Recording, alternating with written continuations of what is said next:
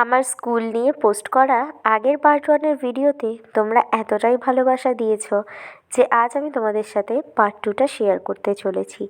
সত্যি স্কুল আমাদের কাছে এমনই একটা জায়গা যার বাইরে দিয়ে আমরা গেলে এখনও আমাদের কাছে সেই সব পুরনো স্মৃতিগুলো জ্বলজ্বল করে ওঠে। বুকের ভেতরটা যেন কোথাও না কোথাও গিয়ে হু হু করে ওঠে। আর সেই স্কুলেই যখন আমরা যাওয়ার সৌভাগ্য লাভ করি তখন নিজেদেরকে ভীষণ সৌভাগ্যবান বা সৌভাগ্যবতীই মনে হয়। একটা সময়ের পর জীবনের পথ চলতে গিয়ে যে যার মতন করে এগিয়ে যায়, সবাই ব্যস্ত হয়ে পড়ে, দেখা আর হয় না, মেলামেশাও হয় না।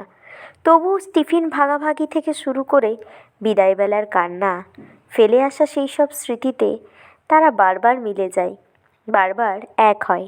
তো আমাদের গোপালনগর হরিপদ বিদ্যাপীঠকে সাজানো হয়েছিল খুব সুন্দর করে, যেহেতু 100 বছর উদযাপন হতে চলেছে। তাই স্কুলের ভেতর গিয়ে আমার ব্যাচের কোনো বন্ধুর সাথেই তেমন দেখা হয়নি, কিন্তু স্কুলের স্মৃতিটাকে আমি বারবার করে উপভোগ করছিলাম। আর শেষমেশ আমাদেরকে অনুষ্ঠানের পর একটি কুপন দেওয়া হয়েছিল।